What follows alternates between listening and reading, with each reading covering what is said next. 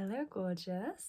Today we're going to talk about how to start weaning yourself off of unhealthy foods, how to start. Basically, one of my best tricks for starting to convert yourself from unhealthy negative habits into healthier alternatives. And I think a lot of people skip these, especially when they're teaching these small steps. They kind of just tell you eat vegetables and don't eat sugar, and we all know these things, so telling us 20 more times isn't going to help.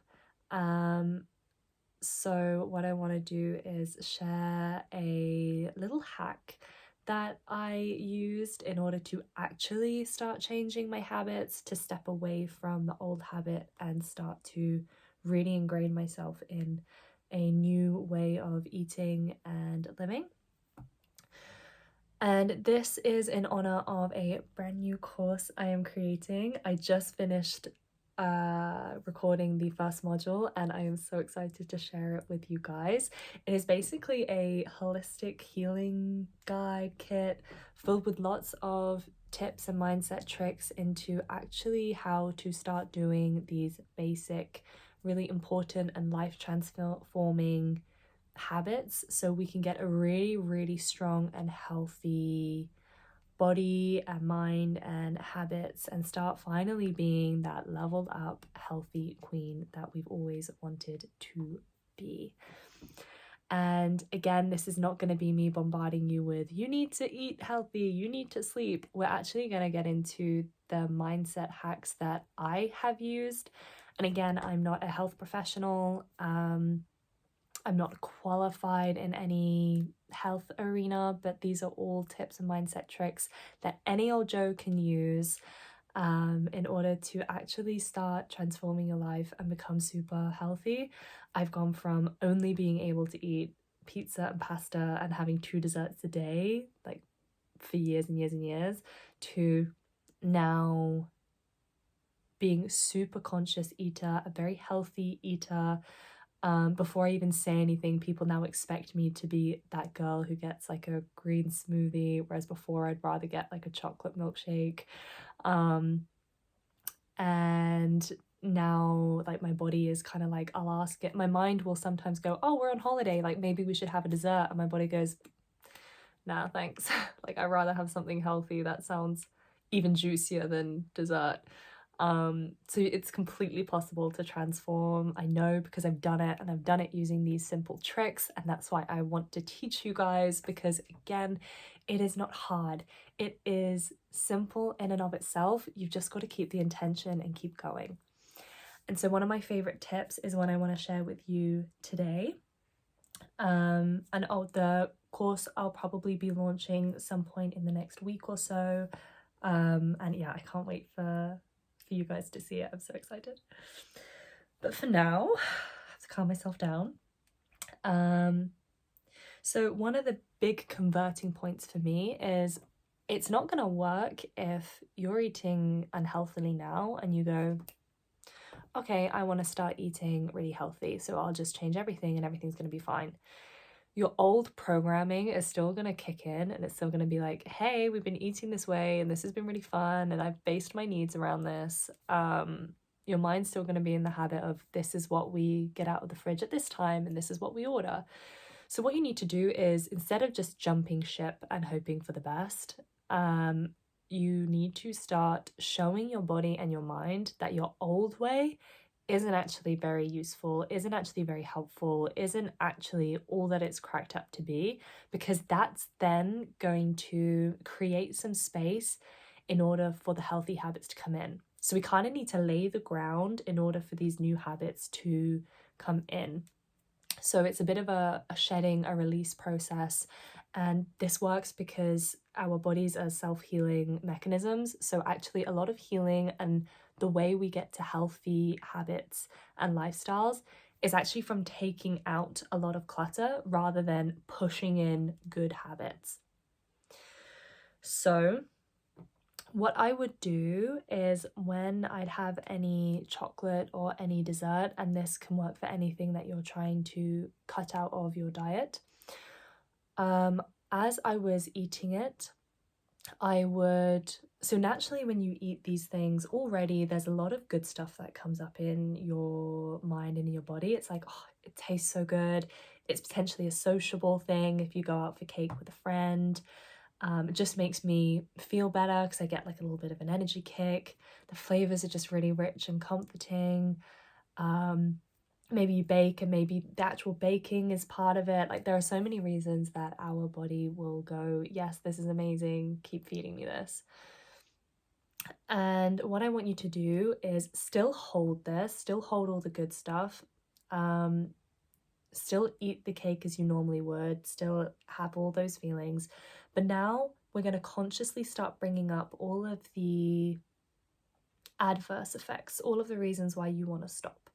So it might be remember that this is directly contributing to adding a bit of weight, that sugar is linked to health conditions like Alzheimer's and so forth. So actually, I'm impacting my longevity.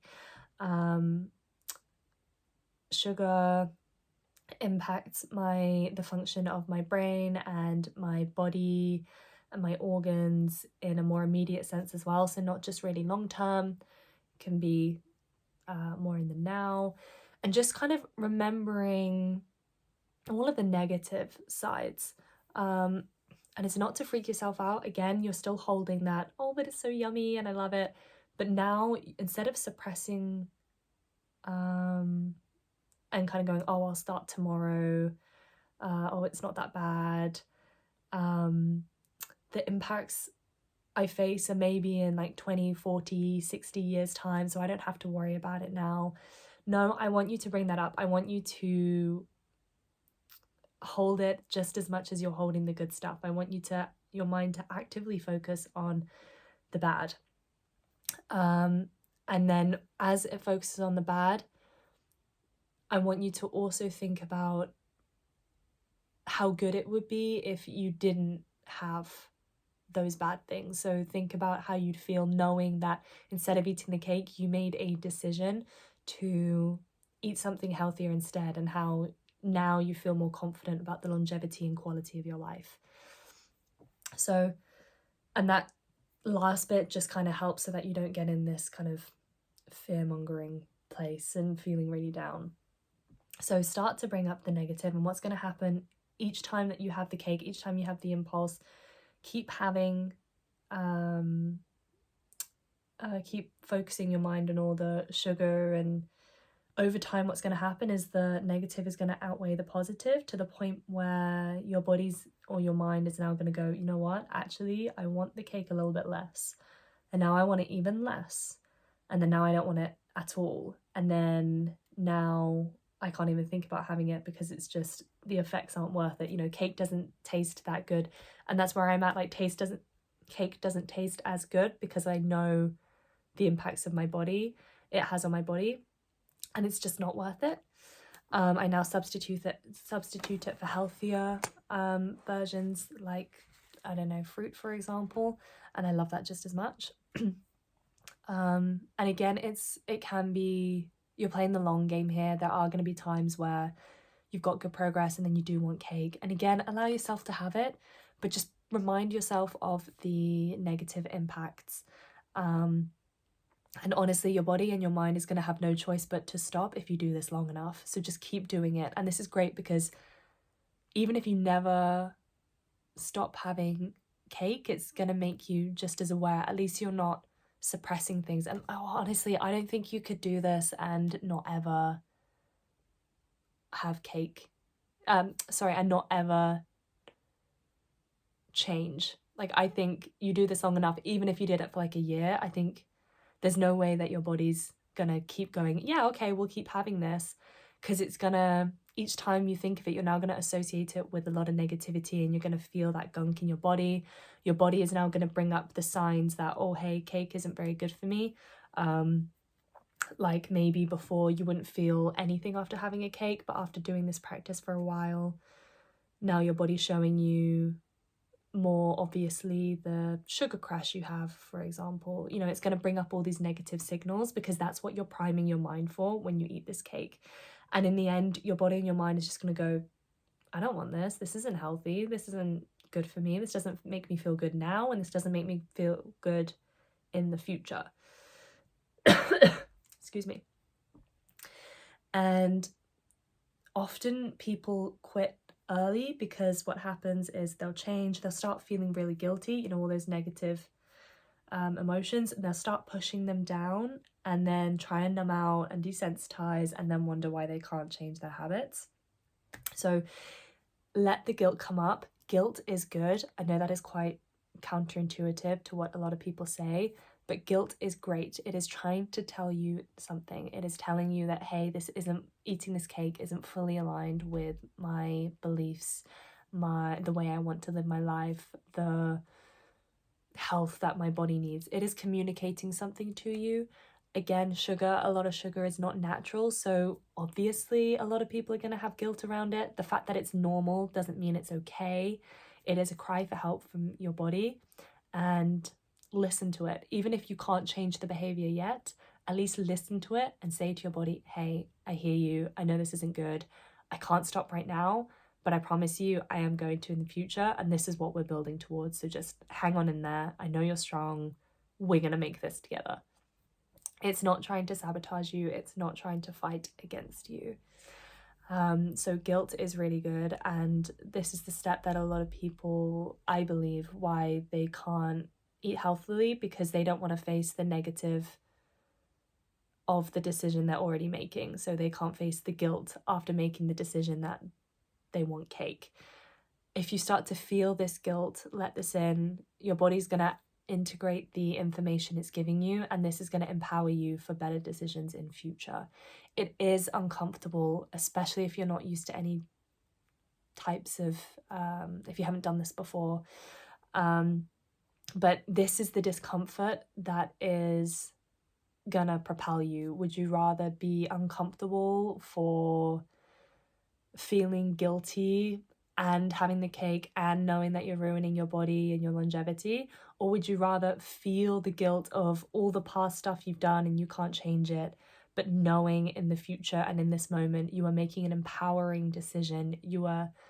The fact you are in awareness is empowering in itself, even if you don't change right now. So let the guilt in, let yourself feel those really uncomfortable feelings. Give yourself a lot of love, a lot of emotional love. So do something nice for yourself when these feelings come up.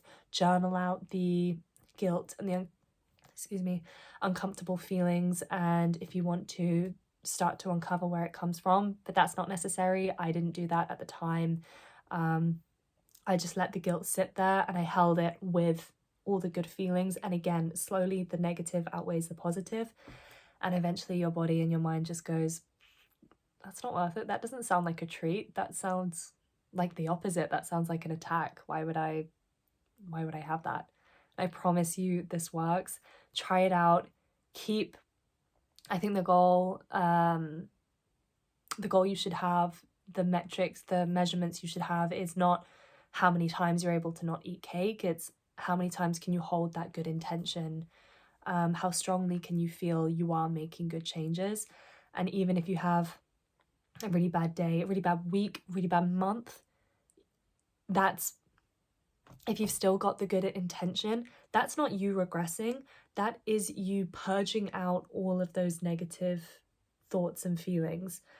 And so again, when you get to the end of that month or that period, you're going to feel so much better. So it's not a bad thing if sometimes you go backwards, because you're not actually going backwards. It's just you're kind of stepping through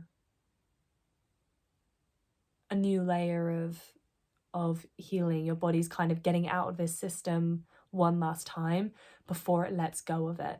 So trust that process too. If you only do ever one thing, like you don't change anything physically right now, then just keep the good intention. And all of these things start with the mind. So get that negative association coming up with the foods you want to cut out, and remember all of the positive things of what cutting it out is going to do for you. And really go to town for this. Say if you have kids, then it's going to help you live much longer for not only your kids but your grandkids.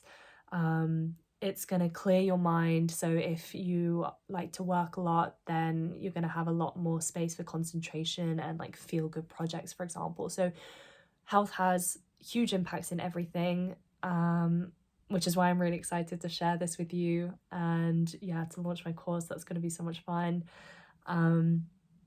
So go forth and try this. I really want to hear how it pans out for you. I know these things are a little bit counterintuitive, but trust me, they work.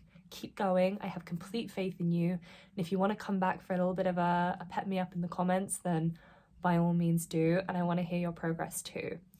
So yeah, let me know how it goes, and I'll see you in the next one. Bye, my loves.